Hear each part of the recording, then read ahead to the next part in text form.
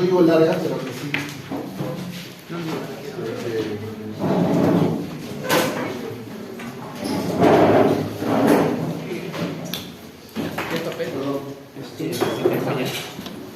Acá, ¿no?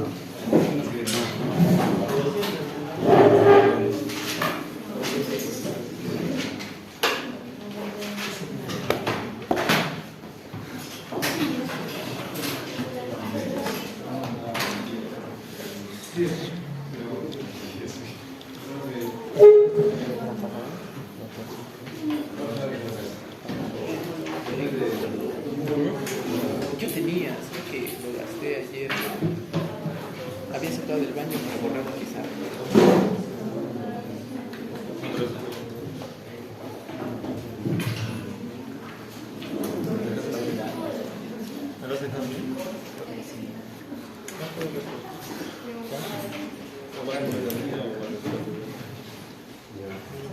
En el sílabus están dos hongos, que es Cándida y Coccidioides. Vamos a avanzar. Ya, chicos, miren.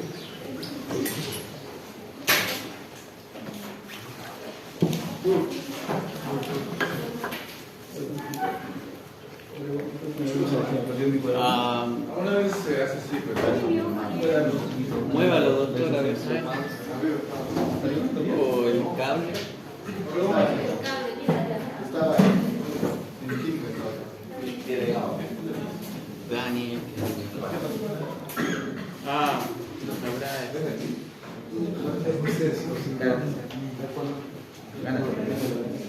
No, en ese no es.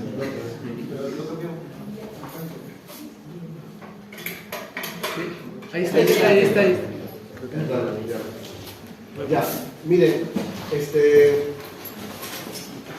la última parte que es sistémicas, hay varias infecciones que tener en cuenta. Han disminuido, quedan 4 semanas, pero ahora la han bajado a 3, ¿no? dos semanas.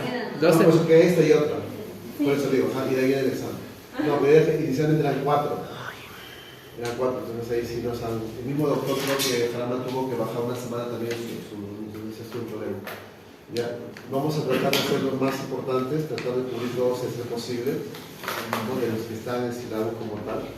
Pero yo creo que ya con el concepto del examen anterior o de neurológicas, es que los gérmenes no te van a decir dónde van. Esa es siempre mi idea. Segundo es que ya se han percatado que la división que hacemos, por ejemplo, infecciones de distribución central, infecciones de piel, infecciones respiratorias, son solamente convención. ¿A qué me refiero convención? Que es algo arbitrario, que lo estamos haciendo por parte de sílabos, ¿no? Pero realmente un estreptococo puede estar a nivel digestivo, ¿no? Puede estar a nivel del hígado, del vaso, ¿no? Un cripto en cualquier órgano puede existir, no solamente meninges, ¿no? Yo tengo un reporte de casos, una serie de casos que publiqué en 2011 de cripto en duodeno. Sí, cripto en duodeno. Por eso digo, los gérmenes van donde menos ustedes lo piensan. Es cierto que existe un lugar que les gusta, ¿no? Pero puede estar en otro lugar. Lo mismo el histoplasma, ¿no? Hay casos de histoplasma a nivel de la vesícula, ¿no? A nivel del cerebro, a nivel de piel, como dicen ustedes a veces. Lo que quiero decir es que no se lleven esa idea de la división que hacemos, que esto es netamente para docencia. Los gérmenes, bacterias, hongos, virus pueden ir a cualquier lugar. El mejor ejemplo de eso es este ejemplo.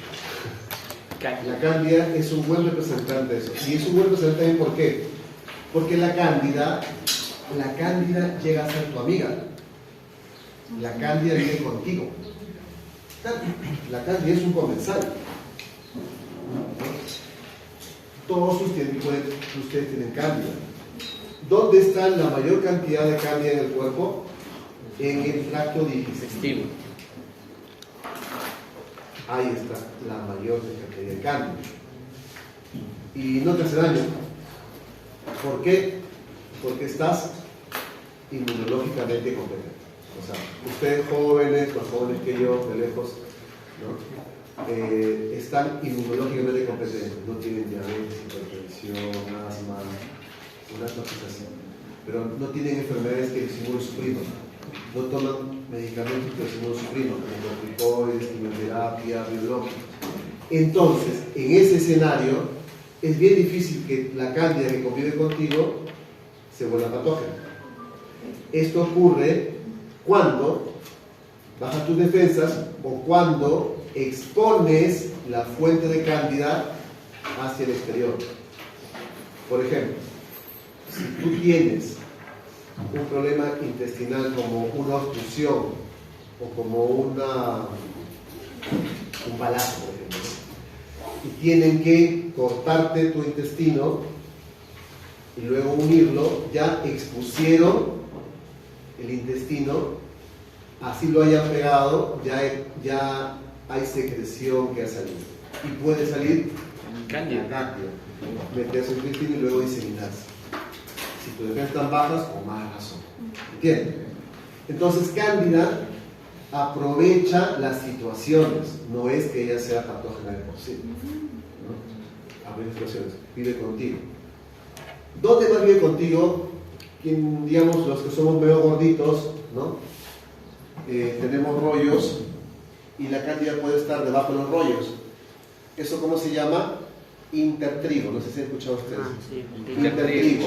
Sí. Ya. La cándida, álbica sobre todo, se coloca debajo de los rollos, en los pliegues.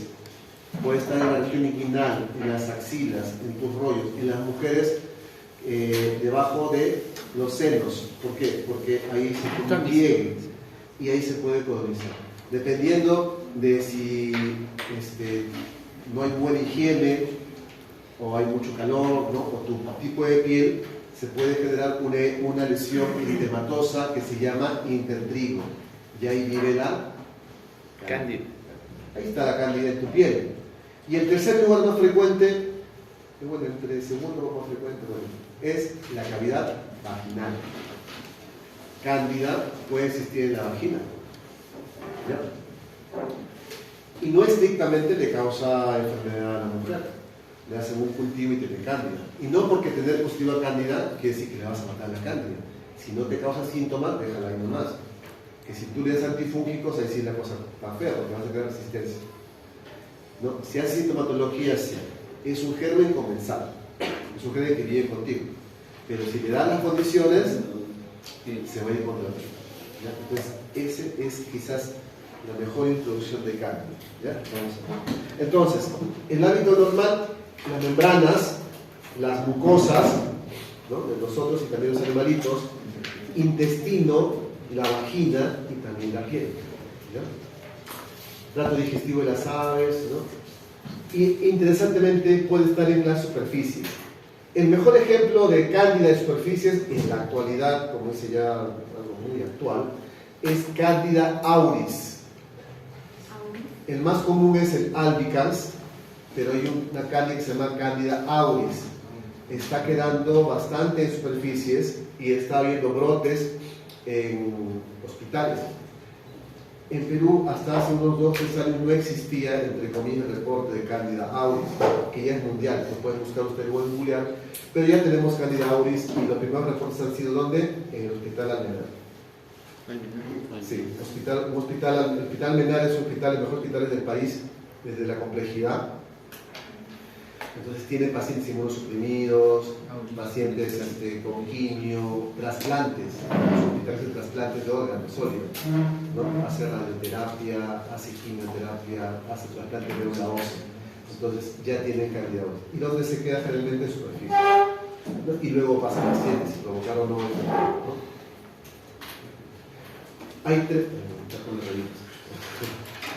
Hay 3 formas. Ya les había mencionado, la cándida es una levadura, ¿no? Pero puede tener su forma de pseudo-hifa y su forma de hifa. Para que colonice superficie, chicos, la cándida se posa sobre superficies como levadura. ¿no? Es decir, voy a estar en una superficie, en un catéter, en una prótesis de rodilla, en una prótesis de cadera, en una endoprótesis vascular para bypasses, como levadura de que superficie y genero mi virus. Y me reproduzco por gemación, es decir, una reproducción parasexual, ¿no? O asexual. Listo. Y luego me transformo a hifas. La cándida forma los biofilms, como está acá mencionado, ¿no? Y eso hace que perpetúe su existencia en la superficie donde está, ¿no? Estos son 3 agares: saburó, sangre, y agar papa, ¿no? De agar de papa. En los 2 primeros lo que se ve son colonias cremosas, ¿no? Aglomeradas, ¿no? O como si fueran unas rayitas, ¿no? Solamente acá, ¿no? Cremosas. Y en el de papa generalmente de color turquesa. Papa. Los 2 primeros cuáles serán, doctor. Saburó, el primero, el más común, el agar más común, y el agar sangre. El ciclo de vida, como les había mencionado, la forma asexuada cuando tenemos la forma de colonización en la cual está en superficie.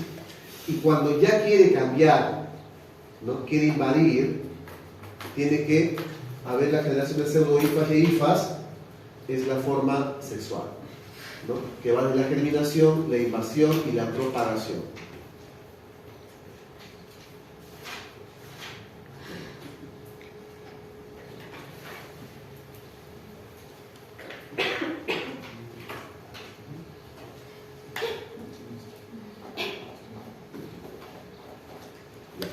Entonces, hay 2 formas de reproducción del ciclo de vida en función de lo que desea hacer o lo que le permitimos hacer a la cándida, ¿no?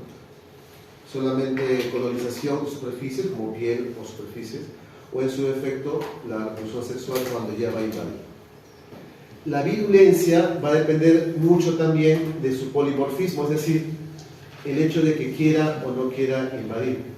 Va a haber adhesinas, ¿no? Que van a permitir que se una sobre las superficies, la piel en todo caso también, la zona de trigo, algunas moléculas que se llaman invacinas también, que van a ingresar, van a ayudar a que penetre, ¿no? La cándida sobre el huésped, ¿no? La formación de biopelículas, de biofilms, para que se perpetúe su existencia, ¿no? Y la hidrolización y la adaptación. Eso se resume mejor en esta gráfica.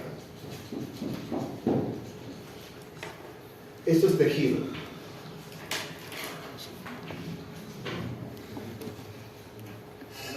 Esto es tejido.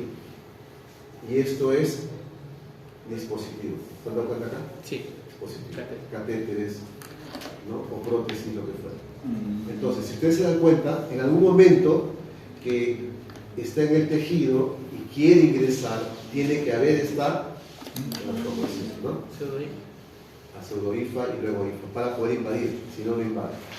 ¿Ya? Si no, no invade. Recuerden eso bastante porque eso es quizás el mecanismo por el cual invade cualquier tejido. ¿Ya? En el caso del biofilm, lo que predomina más son levaduras, ¿no? La forma de levadura. Eso es lo que más predomina. Cuando ya estamos en estadios de infección, lo más importante es la colonización inicialmente. Luego hay infecciones superficiales, ¿no? Luego infecciones profundas, es decir, ya comienza a invadir tejidos. Y el otro es diseminación. Cuando invade tejidos ya puede tener la capacidad de ingresar a torrente sanguíneo y va a ocasionar la candidemia. Y cuando desarrolla candidemia, desafortunadamente se va donde quiera. ¿Recuerdan ustedes que para que una persona tenga meningitis hay 2 mecanismos? Lesión traumática de la barrera hematoencefálica y ser un paciente accidentado con neurocirugía, es decir, hayas, ¿no? Cortado la barrera hematoencefálica porque has tenido ese procedimiento. O bacteremia y la alteración de tu inmunidad, ¿no? Bacteriemia, la bacteria circula, llega al cerebro, inmunidad alterada, ingresa, ¿no? Algo muy parecido, solamente que aquí hay su particularidad.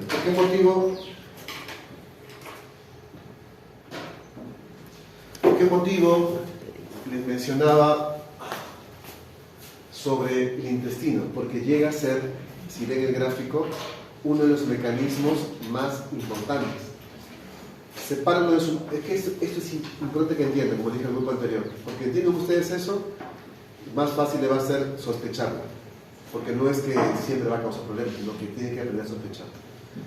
Si ustedes tienen una persona, ustedes mismos, o una persona muy suprimida con más razón, que es sometida a una cirugía en la cual se abra el intestino, se exponga la víscera hueca, potencialmente hay riesgo de infección de la cavidad abdominal, porque estamos ahí adentro, ¿no? En el peritoneo, o que llegue a sangre y haga candidemia, ¿ya? Pero es posible que tengas una úlcera, tengas un catéter, ¿no?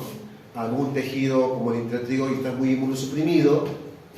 Si estás muy inmunosuprimido, de la superficie, de la piel, de la úlcera, ¿no? A nivel del tracto digestivo, ¿no? Cándida encima de la cavidad oral o del esófago, pasa a sangre, candidemia, y si hay un catéter también lo coloniza y de ahí ya. ¿Y de ahí qué pasa? Como todo germen que se respeta, a hueso, a cerebro, a ojo, corazón, riñón, hígado, vaso, pulmón y donde más quieran ustedes. Yo he tenido casos de osteomitis por cándida, en cerebro también abscesos, ¿no? Es terrible, o sea, la cándida va donde quiera. Un germen que, como les dije inicialmente, es un cohabitante tuyo, es como, prácticamente como tu inquilino, que no te causa problemas, que ahorita lo puedes tener, es más, ahorita lo tienes en tu trato digestivo. Si somos los gorditos, lo tenemos en los pliegues, o sea, existe, ¿no? Entonces, puede causar problemas, ¿no? Si vemos las condiciones. Y las dos cosas importantes es inmunosupresión y exposición que dice la hueca. Eso se valora mucho en ¿dónde? Se valora mucho en los factores de riesgo, en los scores. Ya les había dicho a ustedes, ¿se acuerdan? Lamentablemente, las infecciones micóticas no tenemos muchas herramientas diagnósticas, ¿no? Y si las tenemos, la sensibilidad no pasa del 50-70%, ¿no?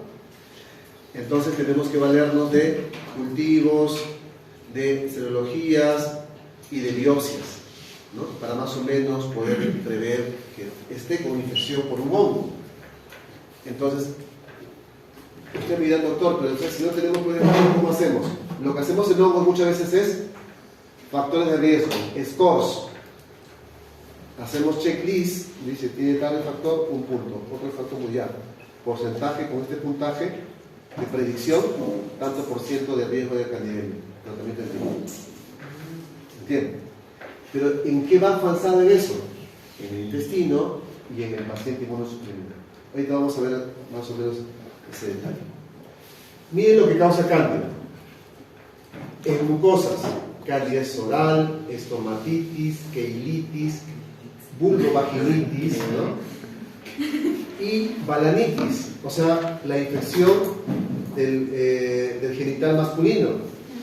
Muchas veces ellos, los varones que sufren de balanitis, es porque su esposa o su pareja sexual tiene cándida vaginal y el pene se coloniza y si no está muy indemne o está lesionado, va a ser la lesión. La lesión no es que vas a ver el pene con placas blancas. Lo que se va a ver es un pene eritematoso, rojo. Es bien molesto para el hombre que tiene esta infección. No es considerado estrictamente, según dicen, una ITS, ¿no? Pero se comporta como tal, ¿no? Pero por eso le digo, entonces, esto lo ocasiona la cándida. Y una cosa bien interesante es la cándida esofágica. Eso es cándida oral o cándida a nivel de todo el esófago. Lo vemos muy frecuente en personas inmunosuprimidas, pero el mejor ejemplo es infección por VIH. Pacientes de infección por VIH es relativamente frecuente en estadio SIDA encontrar candidiasis esofágica.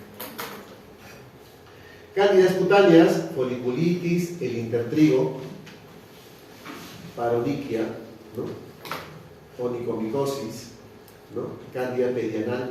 La cándida perianal es relativamente frecuente, sí, ¿no? Sabe, entonces que al final el trato digestivo está colonizado de cándida. Y el otro es la sistémica, ¿no? Y sistémica va producto de lo que ya hemos puesto a nivel de la diseminación en sangre, ¿no?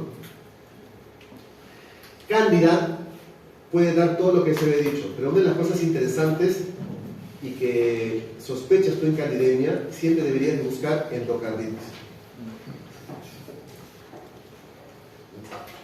¿Por qué? Porque las endocarditis en general, secundarias a hongos, desafortunadamente, el tratamiento es quirúrgico. Si tú llegas a determinar que tienes endocarditis o leucocardio, encuentras una vegetación y en la sangre encuentras la cándida, lamentablemente es criterio de cirugía. Tienen que hacer recarga valvular. Esa es la desventaja de la cándida. En el caso de bacterias, muchas veces si encuentran que hongos meten endocarditis y está una vegetación pequeña, ¿no? O poco infectada, podrías apelar y darle una chance de tratamiento médico con antibiótico total. Pero en hongo no. En hongos, por ese motivo, es importante de tener en cuenta que cuando sospechas en candidemia, potencialmente lo peor que le puede pasar dentro de todo lo malo que le está pasando es endocarditis. ¿Ya? Y aquí están los factores de riesgo.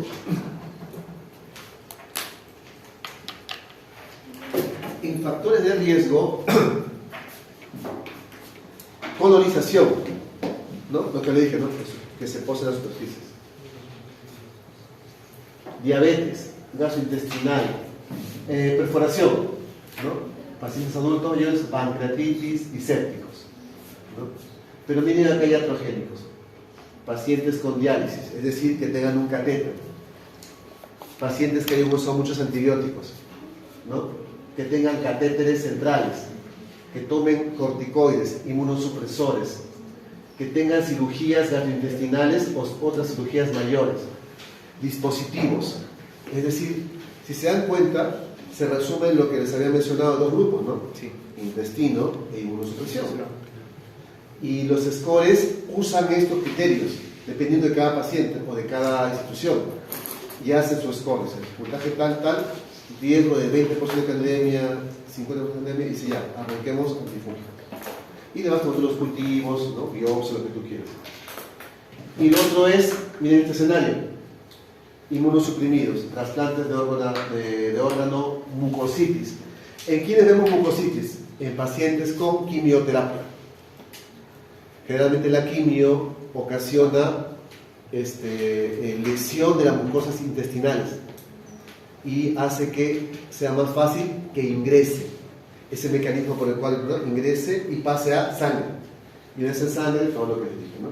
Trasplante de órgano sólido, órgano trepoyético. ¿Por qué? Porque los trasplantes predisponen a inmunosupresión, ¿no? Porque tienes que inmunosuprimirlos. En el caso del diagnóstico, al igual que les había dicho, hay que usar cultivos, hay que usar serologías, hay que usar histopatología, ¿no? Hay de todo. Pero una de las cosas muy interesantes sobre esto es el uso de beta-2-glucano, de antígeno hemanano, pero ya cada vez más se usa PCR, ¿no? ¿Existe pruebas de biología molecular en sangre? Sí. ¿Hay ese panel acá en Perú? Sí. Se llama FIL-Array en sangre. Y buscamos Candida en sangre. ¿Ya? Sí hay. Es poco accesible porque está más en las clínicas, ¿no? En las clínicas privadas, pero ya se puede buscar, ¿no? Cándida por PCR, o sea, eso ya existe, ¿no? Lo que no tenemos es beta-2-glucano, ¿no? El beta-2-glucano no lo tenemos como tal, ¿no? Pero lo otro sí es estabilizado, ¿no? ¿Hacemos hemocultivos para cándida? Sí, también hacemos hemocultivos para cándida, también. Eso sí hay en el país. Y para finalizar esta parte, tratamiento. Tratamiento.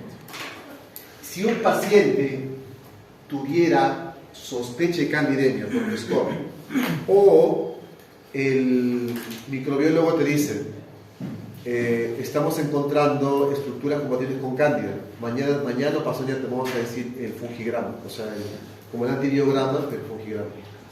Entonces, empíricamente deberían de comenzar equinocandinas. Sí. ¿Quiénes son las equinocandinas? La caspofungina, la anídula fungina y la mica fungina. ¿Ya? Luego que te venga el antibiograma, bueno, el fungigrama o el antifungigrama, tú ya seleccionas a cuál sale sensible.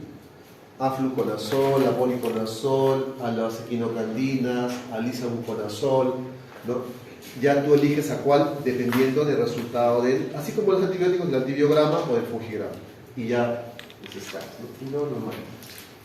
¿Okay? En este punto no voy a incidir tanto, pero sí es importante que sepan ustedes, ¿no? Que empíricamente, si sospecho en cándida, empíricamente, antes de tener resultado, de yo tener el resultado del cultivo incluso, o del antifungigrama, yo, si sospecho, debería comenzar con equinocandinas. Si hay candidemia. Si yo tuviera cándida, bueno, una mujer tiene cándida a nivel vaginal, es un óvulo de fluconazol, ¿no? No es un tratamiento sistémico, ¿no? Si fuera intertrigo, lo más común es usar los azoles, ¿no? Fluconazol, itraconazol, ¿no? Esos temitas, no hay problema. Pero a nivel sistémico, equinocandina de forma empírica hasta que tengas el resultado del cultivo. El resultado del cultivo te puede decir, doctor, es sensible a fluconazol, el antifúngico más barato, ¿no? Más fácil de dar. Bajas a fluconazol de 90, ¿no? Comenzó con alto. ¿Okay?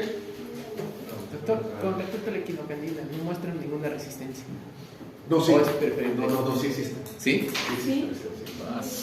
Entonces, ¿por qué lo eligen como opción así, primera diferencia? Por la distribución, o sea, es un antifúngico bastante distribución. Y a estos no es un examen porque si no se van a reír. Hay un antifúngico que es bastante potente, por así decirlo, ese se llama isavuconazol. Isavuconazol es un antifúngico genial, cubre filamentos, te cubre al aspergillus, te cubre al mucor y te cubre a la cándida. Entonces, si tú me dijeras de un paciente con sospecha de infección fúngica invasiva, sí o sí, doctor, en otros hospitales, bueno, en otros países y en el INE probablemente arrancan isavuconazol. El paciente inmunocomprometido extremo arrancan isavuconazol, ¿no? Hay quizás no tiene pierna, ¿ya? Pero digamos un paciente moderadamente está enfermo, no estable, puedes tomarte un tiempo. La cándida no te va a matar, ¿ya? O sea, la cándida va a demorar, te mata, sí, pero no te mata inmediatamente.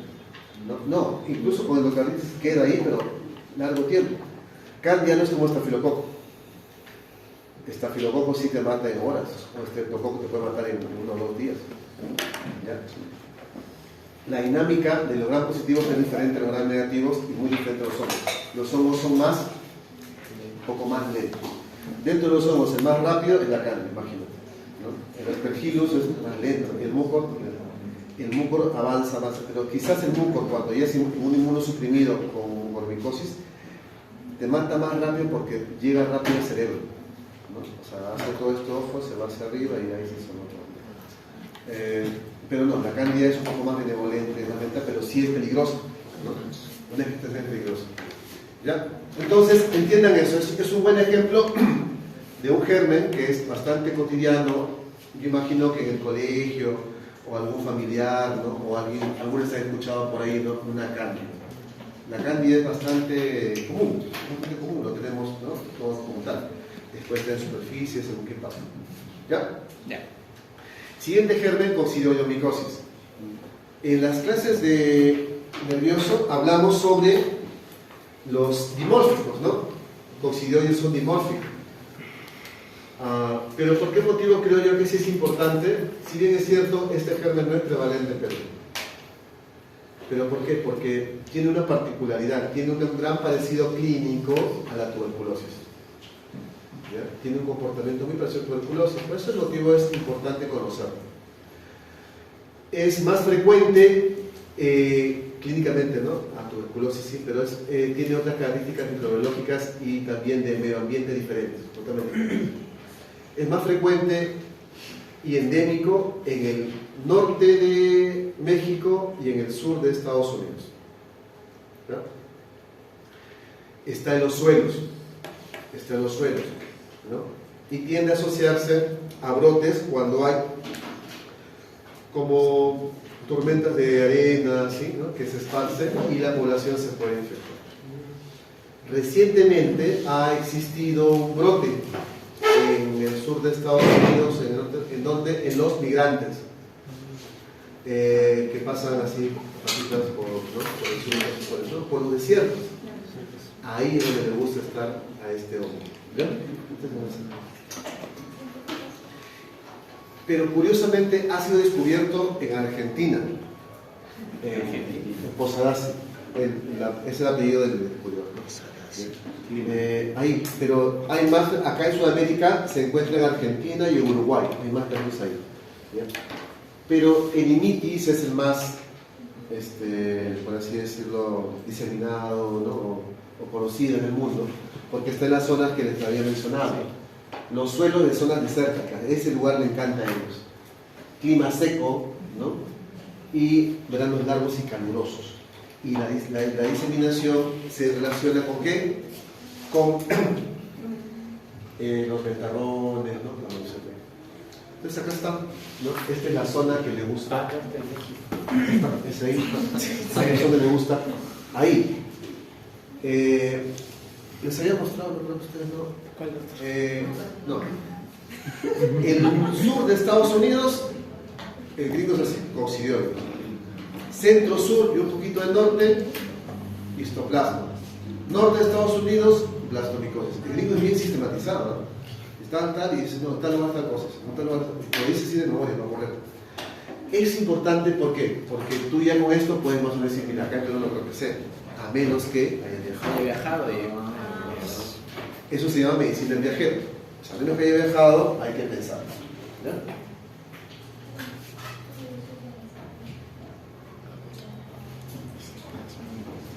Ya. Entonces, Argentina, parte de Uruguay, como les había dicho, sí. Y esta zona de acá. Perú no es endémico, pero sí puede encontrar, como les dije en el grupo anterior, algunos reportes, ¿no? Buscan ustedes, hay uno que otro caso, ¿no? Yo no que no exista, pero no es que sea nuestro patógeno.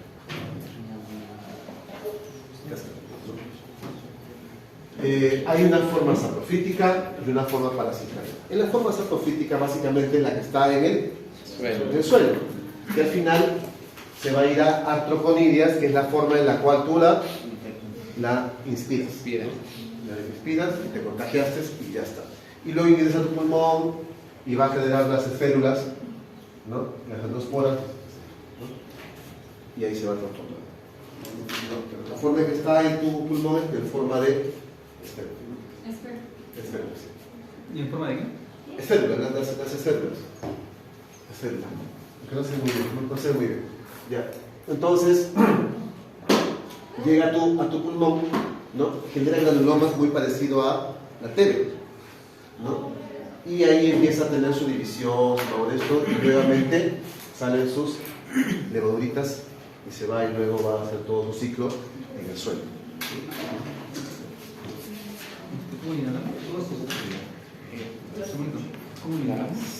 La transmisión se ve por las artroconidias. Las artroconidias son las que se transmiten y como ya les dije, sí. Todo sucede en el ciclo. ¿Ah? Todo sucede en el pulmón del ciclo. No, la mitad. Lo de arriba es en el suelo y lo de abajo en el... Indicando su evolución dentro del cuerpo, dentro del cuerpo del pulmón. Inicialmente sí. Inicialmente sí. Y después se pide cualquier órgano. Eso vamos a ver después. Porque hay formas pulmonares y formas diseminadas. Eso sí, también, buena pregunta. Ya. Ingresa por vía inhalatoria, ¿no? Y luego ya dependiendo de la inmunidad del cuerpo, se queda acá y ahí quedó, ¿no? Como si fuera TB, como tu complejo de Gong. Sí. Y, o si no, después se va a otra parte del cuerpo, ¿no? Por medio de tormentas de viento o terremotos, ¿no? Se disemina y eso es lo que puede originar los brotes, ¿no? Como dije, en agosto, busquen noticias en Google, así, van a encontrar que ha habido brotes en viajeros de Centroamérica que querían cruzar la frontera con Estados Unidos. Incluso le dicen la fiebre del Valle Amarillo, porque hay una parte de México con Texas que dice Valle Amarillo, la fiebre del Valle Amarillo y fiebre de San Joaquín también le dicen. San Joaquín. Entonces, generalmente durante los primeros años de vida no hay mayores infecciones en zonas endémicas, es como la TB te queda asintomático. Ustedes, dependiendo de las zonas en Lima, hay zonas en las cuales puedes decir que existe 50% de personas infectadas por TB, como TB latente, o sea, alguna vez han tenido TB, ¿no? Si tú me preguntas a mí, médicos o enfermeras que trabajamos viendo pacientes, un buen porcentaje de nosotros tenemos infección por TB, latente, PPD positivo. ¿No? O sea, un estudiante de medicina o un médico que me diga, bueno, un médico que ve pacientes, ¿no? Porque es administrativo, ¿no? Pero un médico de pacientes potencialmente puede estar infectado de TB, pero como TB latente, alguna vez lo has tenido y luego lo guardas en tus macrófagos y cuando te inmunosuprimes pudieras reactivarlo. Ese es el mecanismo. Algo muy parecido sucede acá. La persona puede estar infectada y por su estado de inmunosupresión hacer su reactivación. Pero depende del estado de inmunosupresión. Por ejemplo, si alguien está con un mal día o depresión, simplemente no es que le dé. No.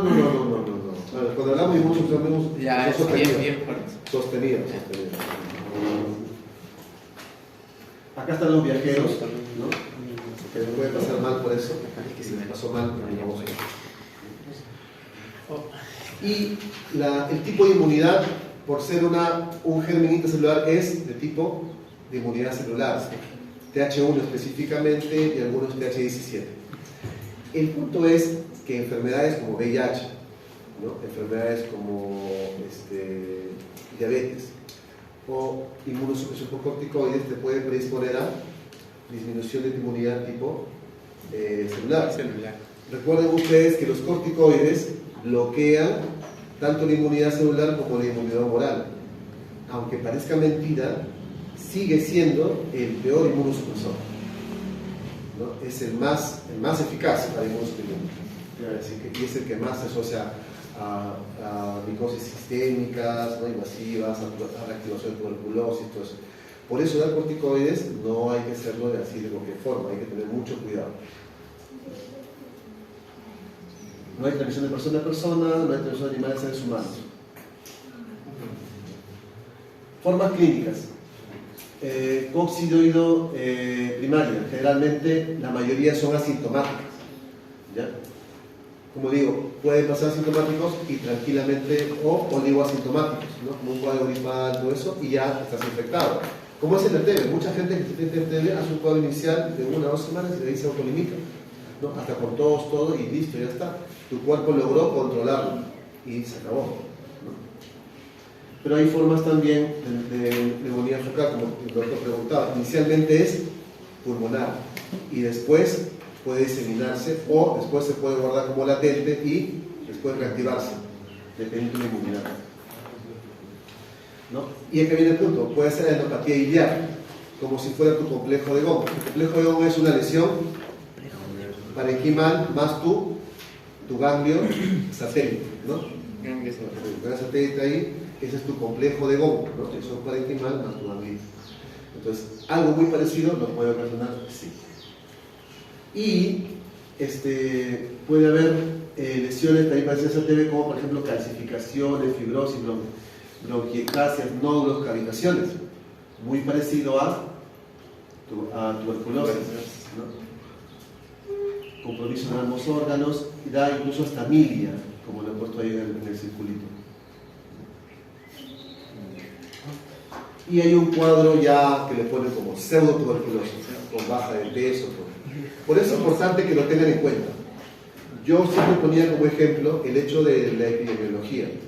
En Estados Unidos, yo cuando roté hace años, me acuerdo, en la zona donde estuve es endémica de histoplasma. El histoplasma se comporta a veces igual al TB. Entonces cuando me preguntan, dice, Jorge, a ver, ¿tú qué opinas? Yo pienso que puede ser TB, ¿no? Total.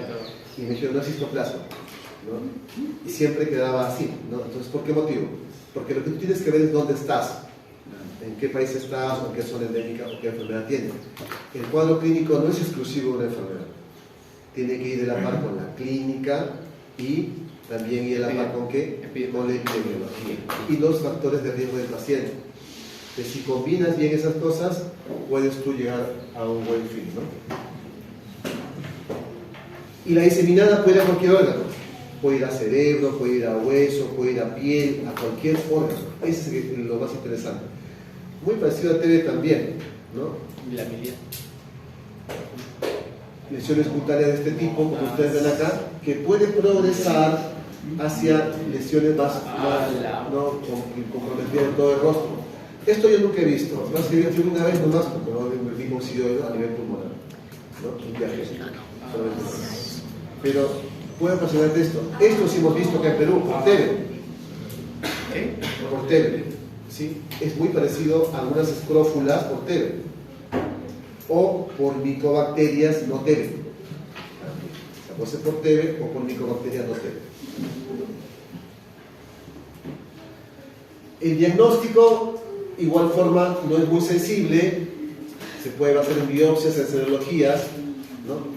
Va a ser más específico aquí, ¿no? El diagnóstico básicamente por prueba de precipitación o inmunofijación, también pruebas de ELISA, ¿no? La idea es hacer los estudios adecuados, ¿no? Y tenemos acá, por ejemplo, pruebas de precipitación y pruebas de fijación de complemento, ¿no? Son dos pruebas que utilizamos. Y cuando hablamos sobre en áreas endémicas, ¿no? La coccidioidomina también es una prueba, y la esfedulina. La esfedulina, por la etapa, es más en etapa invasiva pulmonar, ¿no? Porque ahí están las esférulas, ¿no? La esfedulina más sensible para compromiso ya de tejido, ¿no? De tejido. Esta es la forma en que se ve en la placa de agar Saburó. Así es como se ve el coccidioide.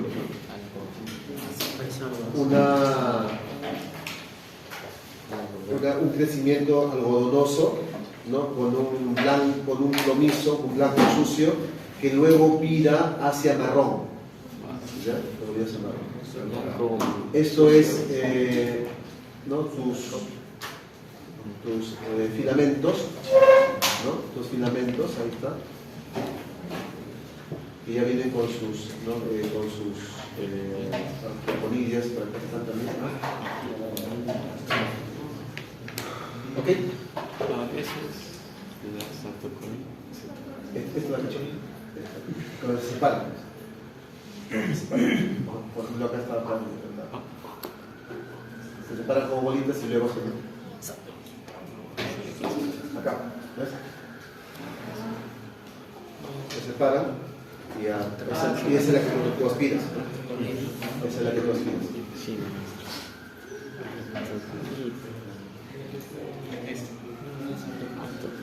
El tratamiento en formas leves a moderadas, itraconazol y fluconazol, unos azoles. Y de forma severa, al igual que el histoplasma, al igual que el paracoco, que el cripto, anfotericina. Actualmente tenemos formas de anfotericina liposomal, que la ventaja es que es menos nefrotóxico, porque el anfotericin B de oxicolato clásico, el antiguo, es muy nefrotóxico. Podemos llevar a fallar al paciente en una semana. Hay que tener mucho cuidado. Cuando damos anfotericina B de oxicolato, que todavía lo damos porque el liposomal es muy caro, el liposomal puede valer de 1.000 a 2.000 soles por día. Entonces, verdad que en los hospitales públicos usamos solamente el oxicolato, salvo en el INEC, que ellos tienen subvencionado el liposomal, ¿no? Es un instituto. nosotros no tenemos esa categoría, entonces el hocicolato tenemos que hacer control de urea creatinina cada 2 o 3 días, vigilar electrolitos cada día, ¿no? Para ver si hay alguna alteración. Hipocalemia y insuficiencia renal, por eso es casi como un veneno. Listo, brucelosis.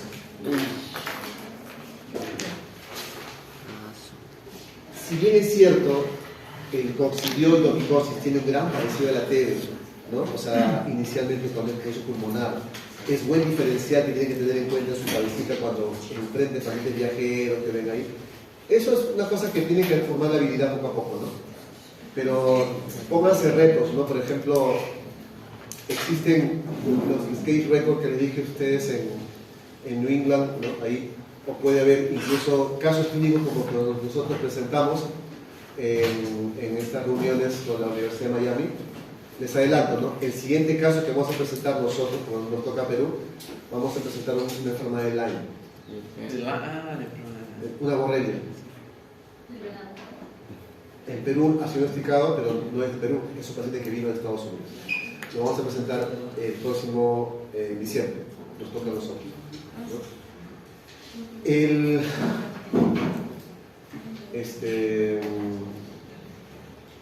Hemos presentado casos alucinantes ellos, y es una forma de entrenarse, o sea, escuchar los casos, ver los pacientes, leer casos, reporte de casos. Clínicamente es una forma de ir afinando, ¿no? Eso, cuando ya poco a poco. Traten de hacerlo poco a poco. New England tiene bastantes herramientas diagnósticas. Ajá, la revista incluso tiene fotitos para que ustedes se reten. Después, si quieren, les muestro cómo se puede hacer. Ahí te lo voy a mostrar. Sí, por favor.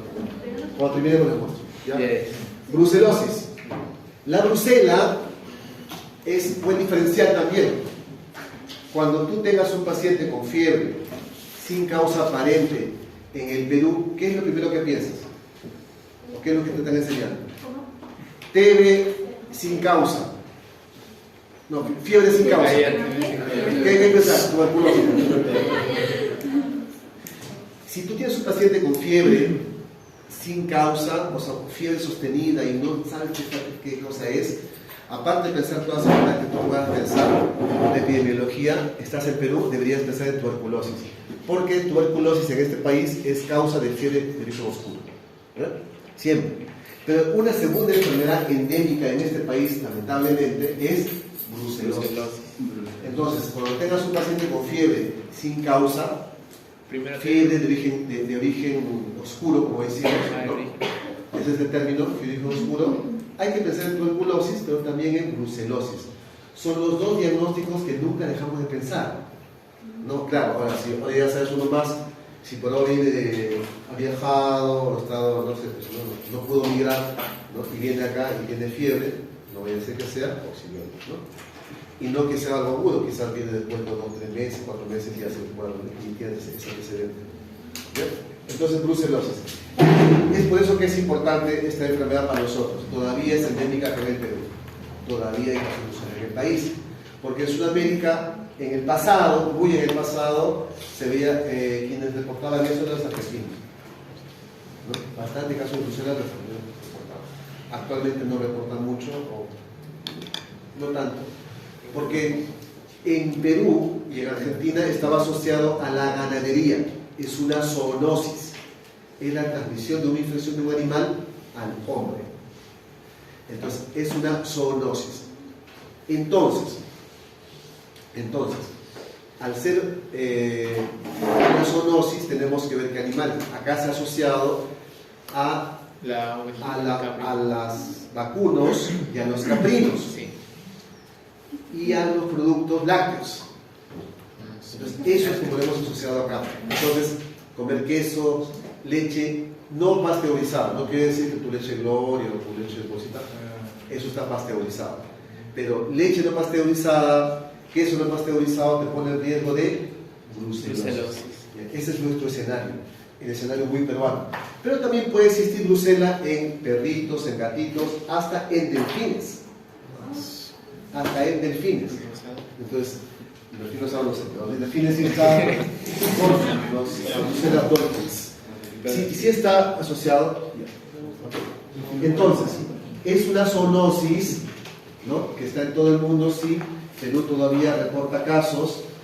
El ser humano es un huésped accidental, no es que lo elija como tal, está de pasadita, se expone al animal o se expone a los productos lácteos y lamentablemente se contagia. Otra forma de contagio, ¿cuál es? Trabajar en un laboratorio. Si tú manipulas muestras de brucela, puedes aspirarlas y obtener la brucela. Eso está bien reportado, y hay un caso bien bonito de hace muchos años en New England donde reportan un laboratorista que hace después osteomielitis de columna, osteomielitis de columna cervical. Hasta ahí ha llegado la brucela. Es genial la brucela como patógeno, es muy bonito porque es muy biomórfico. Brucela, no, es uno de los gérmenes que es un reto para el diagnóstico, no es fácil identificar, o sea, para decir que es brucela, tomar las pruebas, es bien difícil porque es muy pleomórfico. Abortus, melitensis, canis, o sea, puede estar en muchos animales. El más frecuente es el melitensis, ¿no? Está en animales infectados, te expones a ellos, está en lácteos no pasteurizados, que eso ocurre acá. Después dice, doctor, yo no tomo leche, no tomo queso, pero me gusta mucho la paparobancaína. En el Perú, la paparobancaína está hecha por queso. Por queso. Entonces hay muchas formas en las que podemos nosotros entender. Es un poco bacilo, gram negativo, no formador de esporas. Eso es buena hora, porque si fuera formador de esporas, estamos nunca más secados. Se transmite por boca, conjuntivas, ¿no?, cosas prácticamente el tracto respiratorio, ¿no?, se disemina y se va al res y continúa todo su ciclo, ¿no? El tipo de inmunidad que defiende a tu cuerpo contra las brucelas es la inmunidad celular. ¿Por qué? Porque la brucela es intracelular, ¿no?, al igual que la tuberculosis, ¿no?, es intracelular, y al igual que los dimórficos. Ahí tenemos a la melitensis como tal, al abortus como tal, ¿no?, al suis, todo eso, ¿no?, son los más frecuentes. El melitensis por tus, ¿no?, ovejitas y cabritas, ¿no?, y los camellitos. Uno de los lugares, los países más prevalentes es Turquía. En Medio Oriente, en Turquía, consumen muchos productos de caprinos, de cabritas. Muchos productos de caprinos, entonces ahí también no es mucho. Perú siempre todavía permanece, miren, todo Sudamérica, Perú está ahí, ¿no? Esto es prevalente, por eso que es una enfermedad que debemos pensar. Ahora, si usted me dijera, doctor, ¿ve muchos casos de brucela actualmente como hace años? No, o sea, hace años, yo tengo mis años, ¿no?, de estudiante yo he visto varios, de reciente varios, y actualmente siempre tengo 1 o 2 al año. No es que no deje de tener, siempre hay. O sea, y sí, por ese motivo yo siempre digo que hay que pensar. La brucela es un diagnóstico en un paciente febril persistente que tienes que considerar. Llámese febril persistente más de 7 días. Más de 7 días. Si tienes un paciente con más de 7 días, ¿no?, tienes que pensar en la brucela sí o sí. Aló. Febril persistente. Más de 7 días. Ya. En la tarde va a ser para allá. Sí, ¿me puedes mandar la foto de interconsulta y para verla? ¿Sí? Ahí me la pido. Gracias. Ya. Entonces, todavía sigue siendo nuestro país, desafortunadamente. Y no solo la vía de transmisión, como dije, ya abajo está el laboratorio. Trabajar con muestras de brucela. ¿Ya? O sea, una persona que trabaja en investigación o trabaja en la microbiología, donde se cultive brucela, puede... Aunque se ponga... no, pues eso, justo eso pasa, pues, personas que no usan bioseguridad. No, si usan bioseguridad no pasa nada. Donde da miedo para contraer gérmenes, a pesar de bioseguridad, es ébola. Ébola, Ébola sí es un problema, eso... Pero ya fue erradicado. El ébola. Erradicado. O sea, ya no hay casos, creo. No, sí hay, siempre hay, en África siempre hay, mercados pero hay, pero no se ha salido de su país. Ah, ya es. Claro, porque ébola en el 2009, 10 llegó hasta España, se murieron 2 enfermeras. y un contacto mínimo. Por eso ébola sí da miedo. Ojalá nunca llegue acá, ¿no? Pero sí, o sea, porque la bioseguridad de todos los mecanismos de protección de barreras de ébola es bien complejo, porque hay que saber usar el material de PP. Si tú no sabes sacarte bien, basta que te roces y luego ya te contagiaste. Es un problema, o sea, un poco de expresión. Si te lavaste, listo, pero si por haber haces esto, ya se metió. Es bien rápido. O sea, para poder contagiarte, ¿no? No rápido en su rápido y matar, pues para contagiarte sí. Ébola es bien complejo. Ya. Una vez que ingresa la brucela, se va hacia lo que viene a ser la célula linfoide, ¿no? O ingresa por el, ¿no? Y de ahí se va hacia la médula, más frecuentemente a los ganglios, al vaso y al hígado. Son los órganos que les gusta, entre comillas. ¿Por qué digo entre comillas? Porque no deja de existir en el hueso, en el cerebro. Hay meningitis o masa por brucela. Nosotros estamos publicando un artículo sobre eso, sobre brucela como tumor cerebral, masa, que se han operado y encontrado la brucela. ¿Ya? Donde sea está la brucela. O sea, brucela es espectacular, por digo, da de todo. ¿Ya? Y es, básicamente le gusta los lugares donde haya células linfoides. Donde haya eso, ella va. Porque genera reacción de tipo celular con granulomas. Hay también para que vean la fuente de infección, de dónde viene, ¿no? Tu perrito, tu vasito, tu cabrita, las ovejitas, vacas, todo, hasta los delfines, ¿no? Las formas clínicas. La forma clínica, esto no es tan estándar, ¿verdad? Pero se lo muestro porque esa es la forma en que yo más o menos enfoco a los pacientes. Menos de dos meses digo que puede ser agudo. Más de 2 meses de sintomatología digo que es su agudo crónico. Y más de un año persiste la sintomatología, puede ser ya crónico, ¿no? Su agudo a crónico y crónico de por sí. No es muy estricto, sí, porque de por sí no tanto, ¿no? Pero la manifestación clínica también van a ver es en función de esta clasificación de tiempos. Lo más frecuente en la forma aguda es la fiebre más la artritis, para que tengamos un poco claro. Fiebre más artritis, ¿no? Podemos tener sudoración y hepatosplenomegalia acompañarlo, pero lo más común en la forma aguda es fiebre más artritis. El hallazgo de laboratorio más frecuente es la tendencia a la leucopenia, ¿no? A la trombocitopenia y más o menos anemia. Ya con eso más o menos uno se va guiando. Leucopenia, trombocitopenia, más o menos anemia. Y acá miren, ¿no? Lo más frecuente en el cuadro agudo es la artritis periférica, ¿no? Fiebre más artritis, y de ahí viene lo siguiente que es sacroileitis, ¿no? Espondilodicitis. Para que se quede con ya más claro. No es exacto, pero ojo, que se puede guiar. Por eso digo, brucela, no podemos hablar de cosas tan exactas, lamentablemente. Eso es lo que dice. Agudo más artritis periférica. Subagudo más sacroileitis. ¿Qué cosa es eso? Inflamación de la articulación sacra e ilíaca, acá atrás, ¿no? La articulación sacra e ilíaca. Ahí se inflama, un dolor de caderas, dolor a nivel de los glúteos, ¿no? Puede ser unilateral o bilateral. Dolor en esa zona, incluso lo tocas ahí en esa zona de la articulación, duele. ¿Okay? Eso mismo.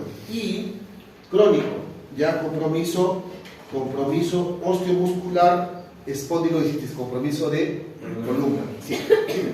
¿Qué tal? Dime. Compromiso muscular. ¿Qué dolor de espondilitis? En la columna, ¿no? ¿Cuál? Dolor de columna. Espondilitis. De cadera.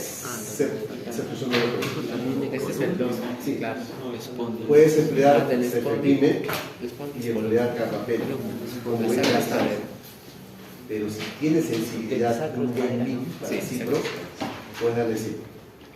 Pero si tú quieres ahorrar, estás con catéter, arranca el cipro mientras quitas el catéter, ¿no? O si quieres Mira. Ah, está. Tiene buen link. Le ponía abajo.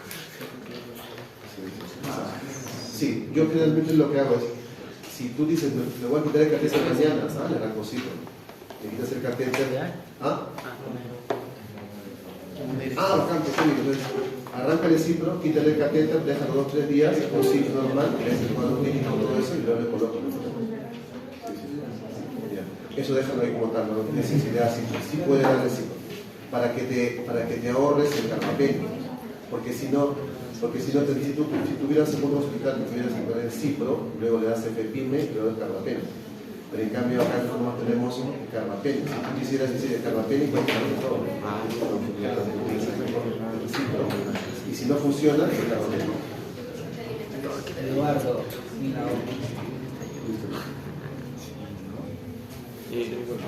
entonces, crónico, espondilodicitis o cualquier órgano, cerebro, ¿no? Vaso, hígado, abscesos, es bastante variable su cuadro clínico. Una diferenciación importante es con la espondilodicitis tuberculosa. La espondilodicitis tuberculosa es el mal de Pot. ¿Has escuchado el mal de Pot? Cuando es la tuberculosis de la columna. Así se llama, mal de Pot. TBC de columna. La TBC de columna es más de la columna dorsal. Es una gran diferencia. En cambio, la infección de columna de la brucela es más lumbar. ¿Ya? La TBC es más lítica, es decir, come hueso, por así decirlo. Mientras que la brucela es más osteoblástica, es decir, vas a ver hueso alrededor, ¿no? Al punto de que como que no creciera hueso, sino que se inflama tanto que da ese aspecto de que se genera más tejido óseo alrededor. Listo. Y es verdad que la brucela responde mejor al tratamiento que la TB en columna. Muchas veces los pacientes con TB en columna terminan con cirugías, terminan con colocación de,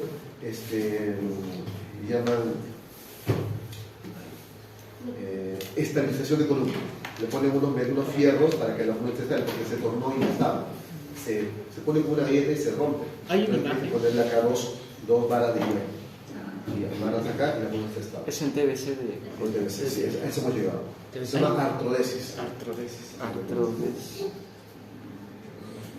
El diagnóstico es basado en clínica, curso clínico, laboratorio y serologías.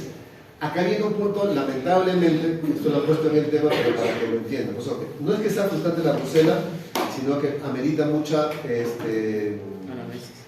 cuadro clínico, pero amerita mucha experiencia. ¿Por qué? Porque si bien es cierto, hemos hecho esa clasificación que no es exacta, esta casita, ¿no? Las pruebas tampoco lo son. No tenemos una prueba exacta para decir que es agudo, que esto es crónico, subagudo, no. Podemos inducir. Lo que al final hacemos es cuando sospechamos en brucela, pedimos toda la batería. Bueno, ¿no? Ahí vamos a ir acá, con esto primero. Estas son las pruebas más clásicas. Aglutinación en placa, aglutinación en tubo, 2-mercaptoetanol y rosa de Bengala. ¿Qué es eso? Rosa de Bengala. No, estos todos son serologías para determinación de inmunoglobulinas. ¿Ya? Así se tiene nombres muy particulares, ¿no? ¿Y por qué rosa? ¿Por qué ese nombre? Porque fueron una rosa. Habrá sido en la India, ¿no? No sé. ¿El dos qué? ¿El rosquero? 2-mercaptoetanol. Mercaptoetanol. ¿Ya? Entonces, miren, normalmente en el pasado, porque no se cumple realmente, ya muchas cosas en el pasado nos han enseñado, pero ya en el tiempo ya vemos que eso no es real. Asumíamos que la aglutinación en tubo, al igual que en placa, era para la forma aguda. Asumíamos que 2-mercaptoetanol era para la forma subaguda crónica y que la rosa de Bengala era para la forma crónica, ¿no? Digamos, quizás lo único que sí es exacto es la rosa de Bengala, ¿no? Algo crónico. Pero no es tan fuerte esa asociación. Entonces, lo que hacemos normalmente nosotros cuando sospechamos de brucela o tenemos un cuadro de brucela, tomamos todo, ¿no?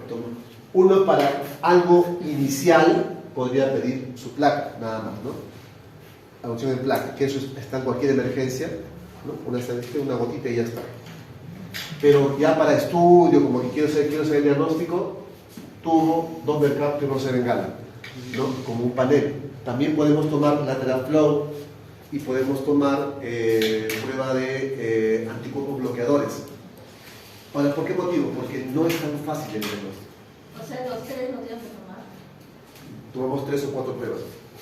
Entonces digo, esto, por si, eso sí me lo voy a preguntar, porque estoy diciendo la esto lo hacemos nosotros y cuando ahí tenemos un paciente en la UNHOP que le ha salido prueba positiva o severa positiva, ¿ya? Y tiene un absceso en el tobillo con osteomielitis, ¿ya? Un señor que tiene, viejito que tiene años eso, y ya lo operan todo y encontramos eso. Pero el único serio positivo fue la rosa bengala. El tubo, el mercapto y lo que es negativo. Entonces yo no puedo decir que sea tan cierto. Es posible que haya tenido Brucela hace años, que sea reactivación, no lo sé. La cosa es que lo han sometido hace 2 días a sala y ya estamos tomando PCR, o sea, molecular, ¿no? Biopsia. Algo tiene que salir de ahí. ¿Entienden? Se dan cuenta, Brucela no es tan fácil, lamentablemente. ¿Por qué motivo les digo eso? Porque si es positivo, les tengo que dar por lo menos 6 meses todavía. 6 meses. 6 meses. Es bien, bien complicado. Por eso ese es el problema de la Brucela. Si fuera algo muy sencillo, no. Pero una de las cosas que normalmente, si yo les preguntara cuál es el medio de cultivo específico para Brucela, Luis Castañeda, de frente me responde también, punto a favor. Si me dijeran, doctor, ¿usted usa Luis Castañeda? No. Porque ya no lo usamos. Usamos los cultivos automatizados. Y lo que hacemos es lo dejamos más días. Porque eso sí, hay que dejarlo 10 días, 15 días. ¿No? Más de 5 días. Lo normal en un cultivo son 5 días de incubación. Sale negativo, lo botamos. Cuando se utiliza en un germen que puede crecer más lentamente, lo damos más días. ¿Ya? Entonces más días le damos a Brucela e incluso mejoramos su temperatura. La bajamos un poquito a 27, 16, ya. Podemos ahí cultivar.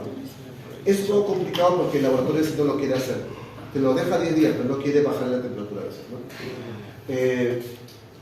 Y en el pasado, nosotros hacíamos cultivos de esto. Esto era muy bueno. Cultivos de médula ósea. Aspiración de médula, sea por esternón o sea por ilíacos. Sacábamos sangre de ahí y lo metíamos a Ruiz Castañeda o al medio de automatizado. Y esta esperábamos. ¿Por qué motivo es muy útil la médula? Porque la médula tiene células linfoides y en esas células se guardan los gérmenes intracelulares. ¿Tú podrías diagnosticar TB en médula? Sí. ¿No? ¿Hongos como histoplasma en médula? Sí. Porque ahí se guardan los intracelulares y la Brucela. Eso, pero no es tan práctico. O sea, no voy a estar pulsando a todo el mundo. Cosa que sí hemos hecho en mi época. Nosotros sí pulsamos. O sea, nuestro jefe, en ese entonces, incluso nos compró al servicio en el hospital nuestras agujas, que son unas agujas especiales, así como pesas, todo, ¿no? Para que nos la médula. Aspirábamos todo y nuestros flasquitos, ¿no? En mi época era diferente. En mi época, cuando era residente, parecíamos clínicos y microbiólogos, porque tomaban las muestras, mirábamos el microscopio, le dejamos, no está tal, yo voy haciéndole la tinción, eso nos enseñaba. ¿No? Actualmente ya no, los chicos ya no se entran al laboratorio porque ya hay laboratorio y todo. ¿No? Era inconcebible que yo no decía, ya tengo una cosa, ya tomó la muestra, sí, ya tomé, ya está corriendo, ¿listo? ¿Está sembrado? Sí. No me decían nada. Me decían, no está sembrado, ¿cómo no está sembrado? Ahora dile eso a los chicos, no, doctor, no vieron laboratorio, no les sembraron, no les sembraron. ¿Qué se va a hacer? Antes no permitían eso. En fin, el punto es que ese es el medio de cultivo. Actualmente el medio de cultivo que utilizamos es cultivos. Pero si es por pregunta de texto, es Luis Castañeda. Ya para el examen. Medio bifácil, claro. Si se preguntara, Luis Castañeda. es medio bifácil.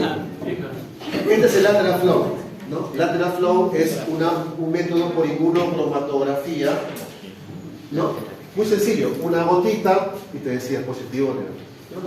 IgM, IgG. ¿no? A veces dice IgM, podría ser agudo. Dije podría ser, porque ojo que el hecho que te IgM no quiere decir que sea como tal, ¿no? O sea, puede estar más tiempo el IgM, pero te ayuda con el cuadro clínico. ¿El diagnóstico del PCR es mejor? Sí. El gran problema del PCR es que no existen laboratorios que estandaricen el PCR. Entonces muchas veces estas pruebas son in-house, o sea, son los primers generados por el propio laboratorio o algunos grupos pequeños de laboratorio. No son pruebas que dice Roe lo vende, no. Son pruebas quizás generadas por pequeños laboratorios que a veces no tienen estandarización. Y otro gran problema es que muchas pruebas de Bruselas usa abortus, antígeno de abortus. Eso es bueno para nosotros, sí, porque abortus usa con melitensis. Pero si fuera la Bruselas del Dolphins, ya fue. No lo va a agarrar. No va a agarrar de otros segmentos, no va a agarrar. Sí, para nuestra Bruselas, que son prevalentes y que nos interesa, sí. Pero si esta túnica de una Bruselas rara, no la agarran con el peso municipal. Esa es la ventaja, ¿no? El tratamiento, el eje del tratamiento, o sea, no puede faltar. Solo faltará si es que está embarazado, etc. Pero no va a faltar. Si fuera pregunta de una cosa común, doxiciclina. Ese es el eje del tratamiento de Bruselas. Pero a la Bruselas se le trata con otro antibiótico más. En el pasado, que también en la época cuando era alumno, nos enseñaron con rifampicina. Y así fue como hemos crecido muchos años. En el año 2008, 2005, cuando ya era reciente, cambió hacia aminoglucósidos. Entonces se cambió la asociación de doxi más rifa hacia doxi más estrepto o doxi más genta. En Perú usamos doxi más genta. Gentamicina. Ah, ya. En cambio, estreptomicina también puede ser usado, pero acá en Perú usamos con gentamicina, ¿no? Pero son igual eficaces. ¿Cuál es la ventaja de usar una combinación u otra? Es que cuando usas con aminoglucósidos se dice que hay menos recaídas, ¿no? Que cuando usas con rifampicina, ¿no? Esa es la ventaja. Y la otra es que teóricamente hay una interacción negativa entre rifampicina con doxiciclina, teóricamente. Entonces, por eso también abona mucho a usarlo con esto. Eso para una Bruselas común y corriente, porque una Bruselas en el cerebro es diferente. Eso ya es otro tratamiento, pero eso no hablamos. Mi paciente recibió doxi, genta con Bactrim, y lo mandé con doxi con Bactrim por 6 meses en el cerebro, ¿no? Es diferente, eso es otra cosa. Y ya cuestión de expertos o cuestión de revisar literatura, porque no hay muchos estudios sobre eso. Es simplemente ver cómo responde. Lo último, leptospira. Hasta ahí, preguntas. A ver, vamos a ver. Está todo Sí, claro. bien empezado, porque Está todo claro. Si no los hubieran reportado, hubiera sido mejor. Pero bueno. Sí. Es algo que hace más y es así que tratar de cubrir lo más posible. En este caso, entonces, para detectar la inmunidad sería la hemoglutinación, ¿no?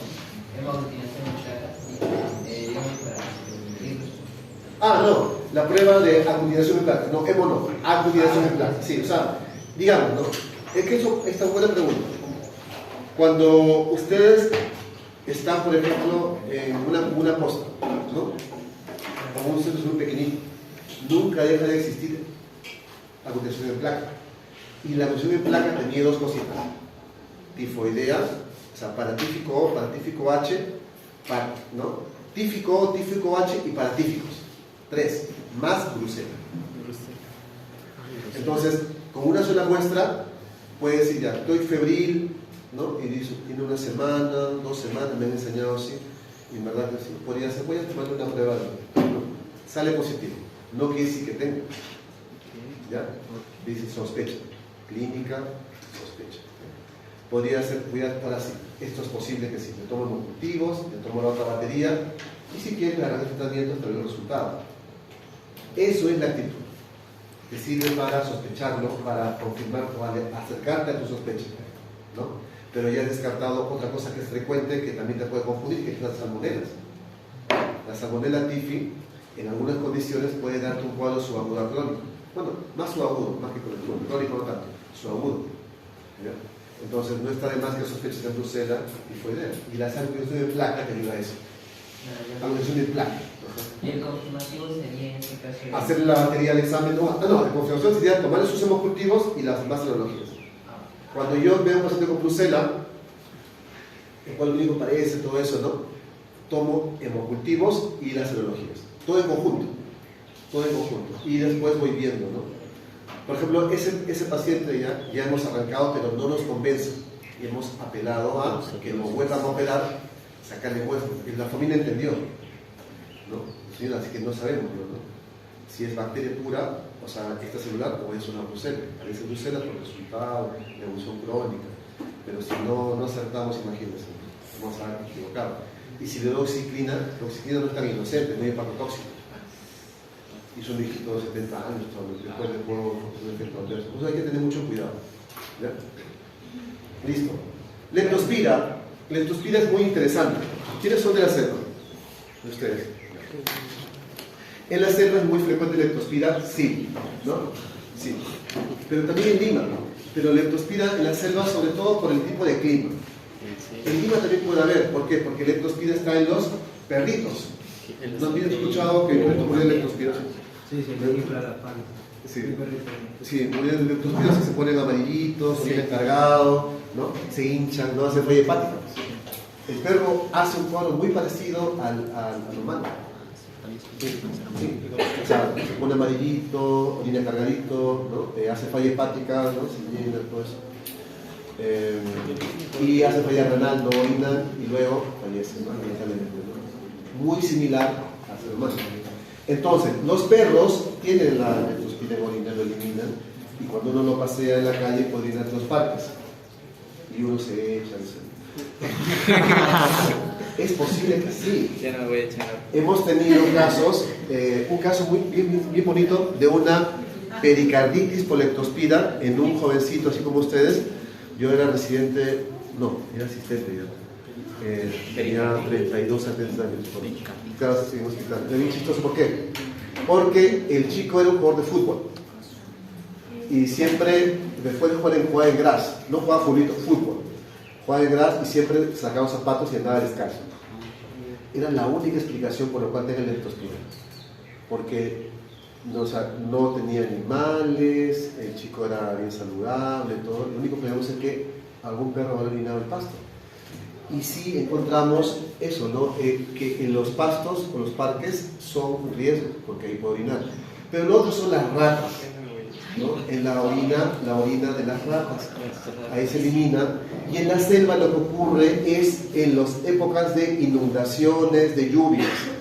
Las lluvias caen sobre las pistas, todo eso, y levantan por debajo de los desagües, ¿no? Y se inundan las calles a veces, ¿no? Se inundan las calles y se levanta el desagüe afuera, ¿no?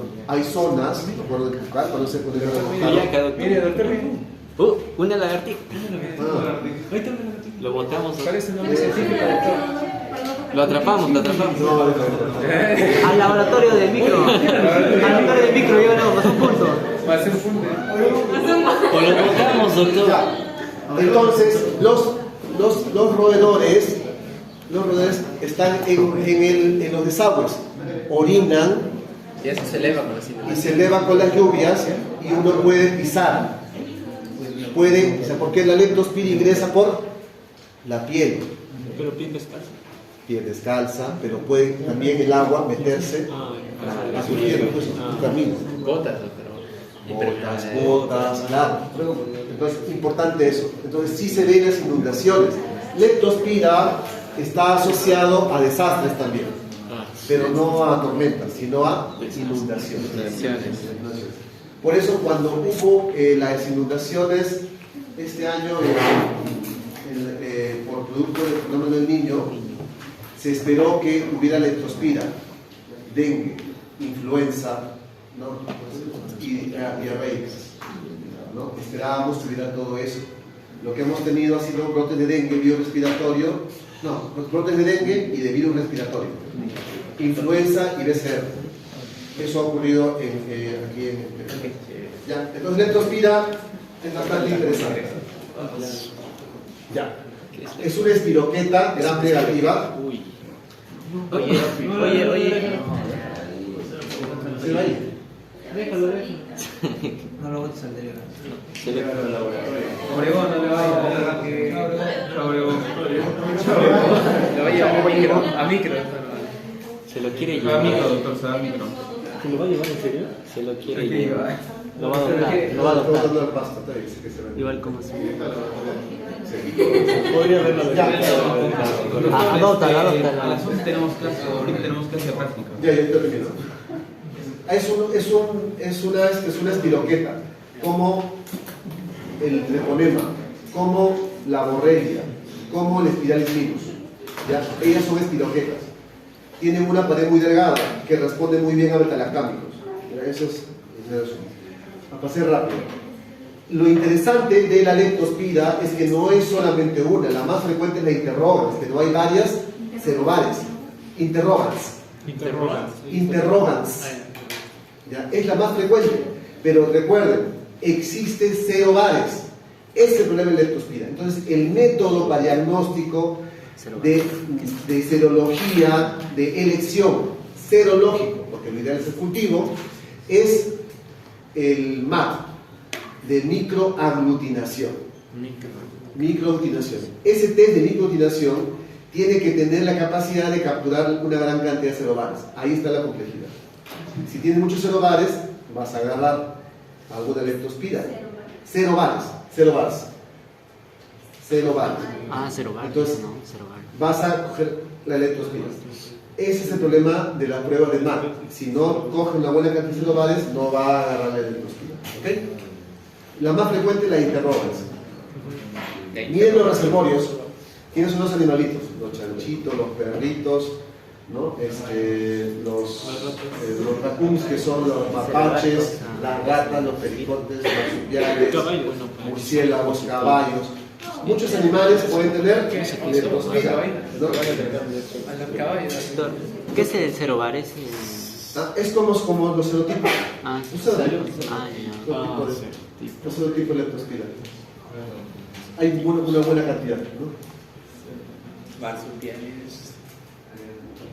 Entonces, una vez que ingresa a tu cuerpo, va probando linfáticos a circulación y luego se va a todo tu cuerpo, pero le gusta ir al hígado, al riñón y al pulmón.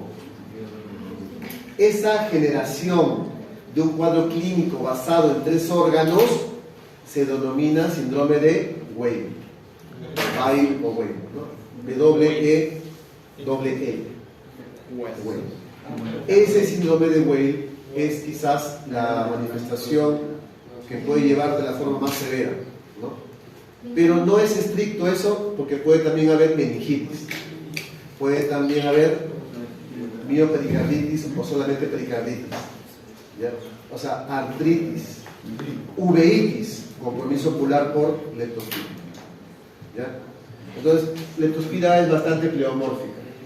Hay 2 fases: la fase leptospirémica, sangre, y la fase inmune.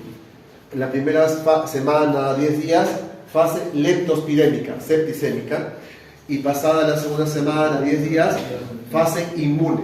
Y en esa fase inmune es el ocasión de lo que le dije: meningitis, uveitis, lesiones neurológicas, ¿no? Anticuerpos cruzados, puedes tener ANA positivo y no quiere decir que tengas lupus, ¿no? Leptospiruria, ¿no? Aquí una cosa interesante es esta. En la primera semana lo deberías encontrar a nivel de sangre. Después de esto, licosafraquidio y buen tiempo está en la orina, ¿no? No quiere decir que no se transmita de hombre a hombre, de humano a humano, pero el riesgo es menor por la salubridad, ¿no? Por la salubridad, porque nadie está tocando la orina del otro. Pero claro, Así es posible. no se registra, o sea, no hay un reporte como tal de brotes entre personas, o sea, no se transmite simplemente, si no te mentiría, no hay reporte. Potencialmente podría ser, eso que sí, pero como si es tal, no, porque tú ves en los textos no lo ponen. Serología estos. ¿Ok? La fase anictérica, o sea, la fase puede ser asintomática o oligoasintomática. En Iquitos hay un distrito que se llama Belén, no sé si ustedes han escuchado. Belén. Belén. Que es, le dicen la Venecia de la selva. Venecia de la selva. Porque son casas que están sobre un río. Están sobre un río, así, a esta altura, y debajo está el río, ¿no? Pero la salubridad es mala. Las heces o los restos por años se ha eliminado al río. Y hay gente que incluso nada en el río. Entonces, hace muchos años, en los 90, 80, hicieron un estudio para serología de prevalencia. Encontraron 50% aproximadamente de personas que vivían en esa zona tenían positividad de leptospira. Quiere decir que un buen porcentaje no ha hecho cuadro clínico o un cuadro oligoasintomático, ¿no? ¿Por qué? Porque es un cuadro, miren, se dan cuenta ustedes, es muy general, ¿no?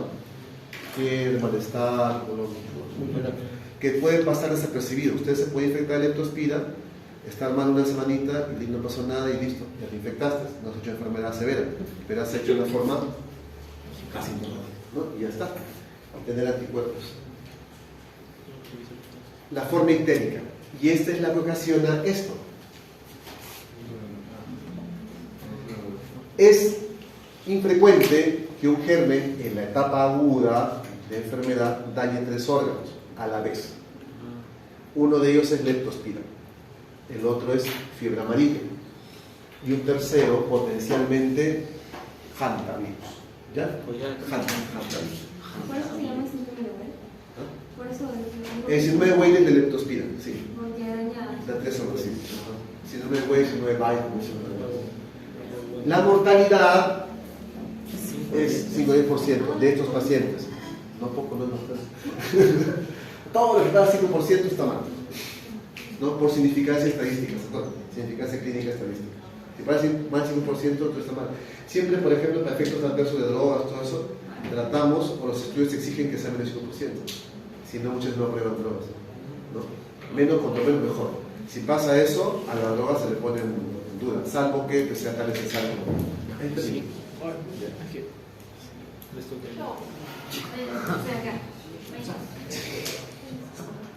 Diagnóstico.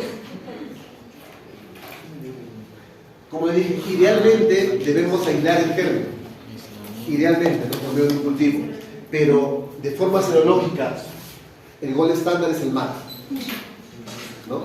Porque tiene la particularidad de tener el método de capturar los serobales. ¿Ya? Pero si les preguntan, MAT. El gol estándar serológico. Por el gol estándar de como tal es el cultivo. ¿No era cuánto estándar más? O sea, serológico, MAT, pero en sí. Prueba directa. No, claro, pero lo ideal es aislarlo. Aislamiento. Aislamiento, ¿cómo lo hace? Por el cultivo. ¿Cómo es más serológico? Claro, es que MAT es serología. No tengo la otra que dice. Por cultivo, no por cultivo. Directo. Arriba está. Arriba. Con el estándar, que va a ser los 5. Referencia estándar también.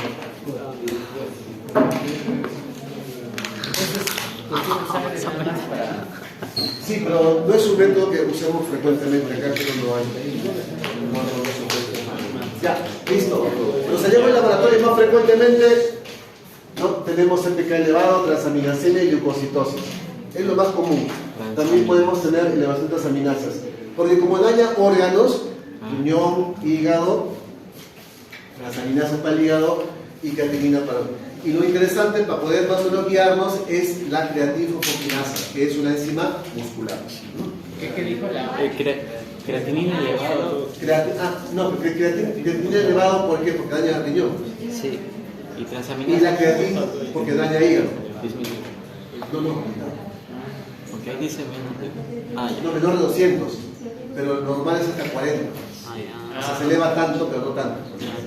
Porque hepatitis es más de 1000 viral. El normal es hasta 40. El tratamiento, ya para acabar, ahí terminamos. Normalmente en forma leve, recuerden, es una espiroqueta. Podemos dar un metalactámico, o sea, amoxicilina, cualquier metalactámico va a agarrar bien, penicilinas, todo eso, ¿no? Pero también pueden dar doxiciclina. En la forma leve, puede dar doxiciclina. En la forma severa, se emplea generalmente penicilina. Si le preguntaran de forma, ¿cuál es el tratamiento de elección? Penicilina G-sódica, no penicilina benzatínica. Pero acá en Perú usamos también ceftriaxona. Usamos ceftriaxona. No va muy bien con esto. Es más fácil de usar. Mientras que la G-sódica hay que darle cada 4 horas o cada 6 horas. Esa es su forma severa. De la forma severa. Penicilina. O sea, metalactámico. No, forma, ahí está. Forma leve, dosis o amoxicilina. Forma moderada, severa, penicilina. Sí. Gesódica. Pero si del libro, ustedes lo buscan en el libro, es penicilina G-sódica. Ya, está bien. Gracias, doctor.